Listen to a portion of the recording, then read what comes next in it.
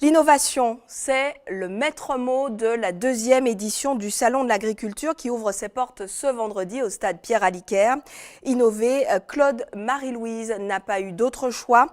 Il en allait de la survie de son exploitation. Aujourd'hui, l'agriculteur vauclinois joue à fond la carte de la diversification. Louis Sabas. Alors, nous avons cette brebis-là qui est actuellement pleine. Voilà près de 30 ans que Claude est éleveur de moutons.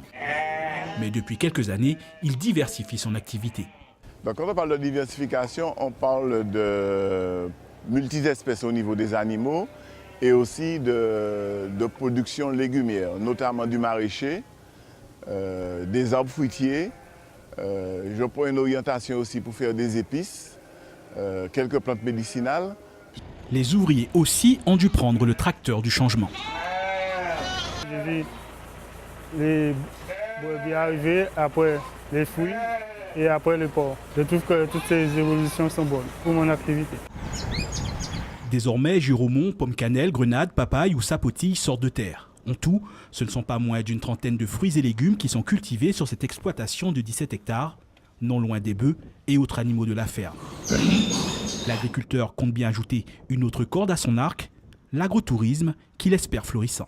L'objectif, c'est de pouvoir faire de l'hébergement à la ferme, proposer aussi des services, des parcours de promenade, faire découvrir aux gens les plantes, notamment les plantes médicinales et les plantes que nous cultivons, mais aussi les fruits, et leur expliquer un petit peu comment nous travaillons avec les animaux. L'exploitant ne met pas tous ses œufs dans le même panier. Le secteur de l'agriculture est en crise, mais il compte bien laisser derrière lui une structure saine et viable à ses héritiers. Il était tout à fait important pour moi d'asseoir l'exploitation en termes d'entreprise agricole. Donc c'est une entreprise de diversification qui va se développer dans le temps, pas forcément avec moi. Claude Marie-Louise sait que le développement du domaine de la bergerie est un travail de longue haleine, une mission qu'il a fait mener sans l'aide des collectivités. Mais il compte bien poursuivre son œuvre qui, au final, doit aussi déboucher sur plusieurs offres d'emploi. Et donc après une première édition à succès l'an dernier, le Salon de l'agriculture 2014 ouvre ses portes ce vendredi au stade Pierre-Aliquer. Un rendez-vous porté par la région Martinique. Sa première vice-présidente est avec nous ce soir, Catherine Conconne. Bonsoir. Bonsoir. Merci d'avoir accepté notre invitation. Des foires agricoles, il y en a toute l'année en Martinique. En quoi le Salon de l'agriculture est-il complètement différent de tous ces rendez-vous agricoles de l'année ? Oui, c'est un salon qui s'adresse aussi bien au grand public avec des propositions effectivement liées à des consommations courantes que nous avons, mais c'est avant tout un salon qui est destiné au monde des affaires. Autrement dit, les agriculteurs peuvent rencontrer d'autres partenaires professionnels qui leur permettent en tout cas d'être dans une relation, comme on dit de manière moderne, B2B. Il y a la vitrine et puis il y a l'envers du décor, des sols gorgés de pesticides, des jeunes agriculteurs en mal de terre, des filières qui peinent à se structurer. La liquidation de la Socopma a été une catastrophe, un désastre pour beaucoup de producteurs. Une île au demeurant très loin de l'autosuffisance alimentaire, très dépendante de l'importation. Aujourd'hui, quelle est la vision de la région Martinique en matière d'agriculture? Est-ce qu'il s'agit de nous amener vers une autosuffisance alimentaire? Absolument, c'est exactement le but que nous nous sommes fixés, mais une fois qu'on l'a dit, il faut pouvoir accompagner la profession vers le progrès que l'on attend d'elle. Vous savez, c'est vrai, vous avez énuméré un certain nombre de constats, mais notre rôle est de ne pas faire rimer espoir avec désespoir et de pouvoir offrir, en tout cas à la Martinique, les meilleures conditions pour une meilleure autosuffisance alimentaire. On ne sera jamais 100% autonome, mais cependant, je pense que la Martinique peut aujourd'hui mieux nourrir ses enfants. Mais cela passe, par exemple, c'est le but qui est recherché par ce salon, par une meilleure mise en valeur de la profession. L'agriculteur n'a jamais été quelqu'un d'extrêmement considéré. C'est un métier difficile, un métier où on ne va pas volontiers. Eh bien aujourd'hui, avec ce qu'on découvre lors du Salon de l'agriculture, on se rend compte qu'il y a des vocations qui naissent, il y a des jeunes qui s'intéressent, il y a aussi une recherche importante qui aujourd'hui œuvre autour de ce secteur et permet en tout cas à l'agriculture de s'adapter aux nouveaux modes de consommation.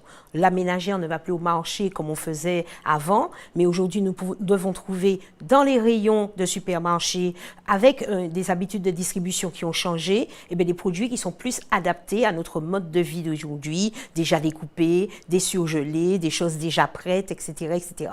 Et en matière de transformation, il y a un champ extraordinaire à explorer. Et bien c'est aussi pour créer ces vocations aussi bien dans la production que dans la transformation que nous appelons de nombreux consommateurs et de nombreux Martiniquais à être à nos côtés pour ce salon. Parce que justement, l'innovation, hein, on l'a dit, c'est le thème retenu cette année, car l'avenir de notre agriculture passe résolument par l'innovation. Oui, absolument. On ne produit plus, on ne consomme plus comme on le faisait avant.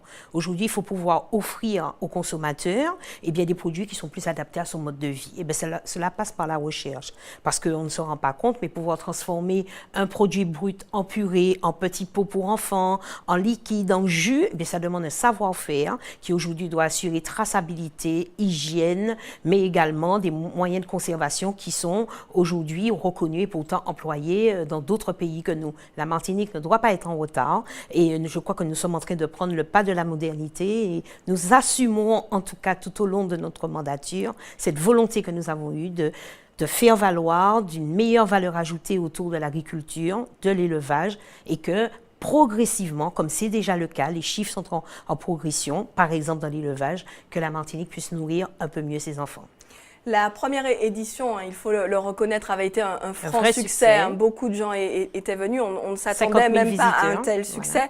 Voilà. 50 000 visiteurs. Est-ce que, quand vous avez lancé ce salon, la région, est-ce que vous êtes inspiré du succès du grand salon de l'agriculture parisien que l'on connaît? C'est avant tout la Martinique qui nous inspire. Ce sont les producteurs avec qui nous sommes en contact au quotidien.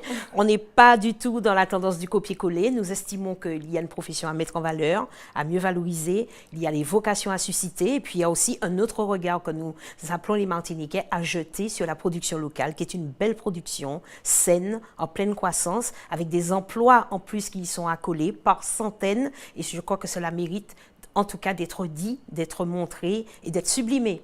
Merci Catherine Conconne d'avoir répondu à nos questions, à nos premières vice-présidentes. Rendez-vous ce week-end Conseil régional au stade Pierre-Aliquer et nous attendons 70 000 personnes pour cette édition. Merci, on vous souhaite tout ce succès.